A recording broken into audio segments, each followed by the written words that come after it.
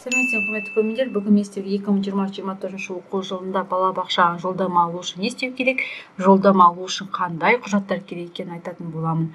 Жалпы сайтта шықты, 1 жас пен 6 жас аралығында балабақшадан орындар шығады деп, яғни әрбір жасқа байланысты өзінің уақыттары белгіленді.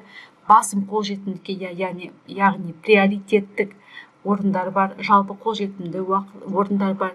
Басым қолжетімділікке ие кімдер, оны алдағы уақытта айтатын боламын. Жалпы бізге балабақшаға орналастыру үшін міндетті түрде Индиго KZ сайтына өту керекпіз, және де телефоныңызда Еді24 KZ приложениесі орнатылу керек. Приложениені орнатып келесіде сізде шығады, яғни отсканировать QR-код. Ол сіздің атыңызда басқа біреулер кірмес үшін арнайы жасалған. Ендеше Google-ға өтеміз. Индиго KZ сайтына кіріп, Индиго KZ деп жазсақ, бізде ол автоматты түрде шығады. Индиго KZ 24 сайты. Енді әрбір кезекте жеңілдік берген адам бар. Атап айтқанда кезектен тыс бірінші кезек, кезектен тыс военныйдар. Бірінші кезек ұстаздар, көп балалар, олар бірінші кезекке кіреді. Яғни приоритетный дегеніміз осы. Енді біз көріп тұрсыздар, сайтқа өттік. Осы жерде енді сіздерге қазір окошко ашылады, яғни 5 мен 10 аралығында әзірше сайтта сіз орын ала алмайсыз деген. Өйткені қазіргі уақытта барлық қандай балабақшада қанша орындар бар, соның барлығы енгізіліп жатыр.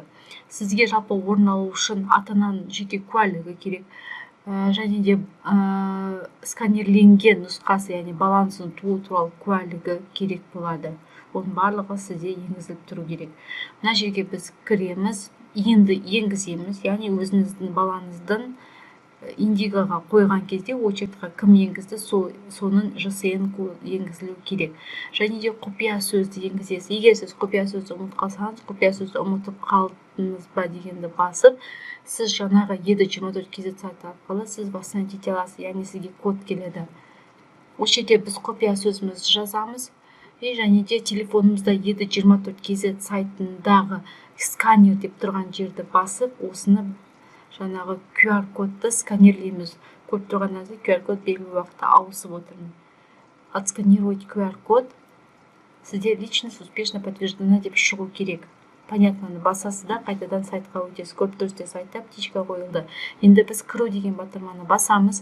Осы жерде сіздің балаларыңыз туралы барлық данылар шығып тұрады. Яғни қанша, нешінші орында тұр, қандай орындарға ол бере алады. Осы жерден біз тексеріп көрейік, бос орын бар ма, жоқ па. Яғни менің балама осы жерде бос орын жоқ. Өйткені қазір барлығы тексерістің үстінде, яғни 5 мен 10 аралығында. Ертеңгі уақыттарда сіз өзіңіздің уақытыңыз бойынша кірсеңіз, таңғы сағат 6:57-те уже ашылады. Сондықтан ертерек тұрып, қамдан компьютеріңіз бәрін қосып қойып, ертерек орынды алуға тырысыңыз.